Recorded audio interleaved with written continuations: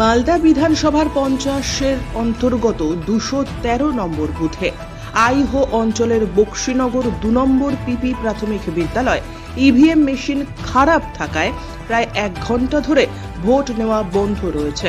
সমস্যায় পড়েছেন ভোটারেরা। সকাল 7টায় ভোট গ্রহণ প্রক্রিয়া শুরু হওয়ার কথা থাকলেও প্রায় 8টা নাগাদ ভোট গ্রহণ প্রক্রিয়া শুরু হয়, অর্থাৎ প্রায় 1 ঘন্টা দেরিতে। মেশিন গন্ডগোল। আমরা তো এসে লাইনে দাঁড়িয়ে আছি। কখন থেকে? মোটামুটি ঘন্টাখানেক হয়ে গেল। কোনো নির্বাচন কমিশনের কোনো লোক এসে কি জানিস? ছিল, মেশিন চেঞ্জ করেছে, এখন মক টেস্ট হচ্ছে, তারপরে হয়তো আবার ভরতে হবে।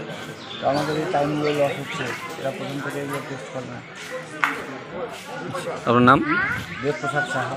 এ কোন বুথে হয়েছে? 213 কোন স্কুলে?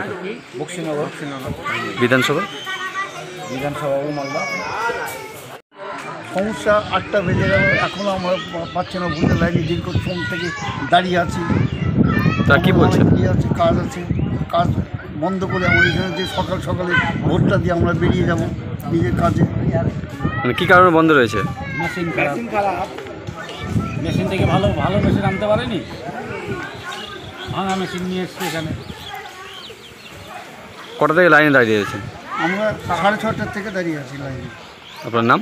সুভাষ মণ্ডল। কোন জায়গায় এটা হয়েছে? বক্সিনগর। কত নম্বর বুথ? 213।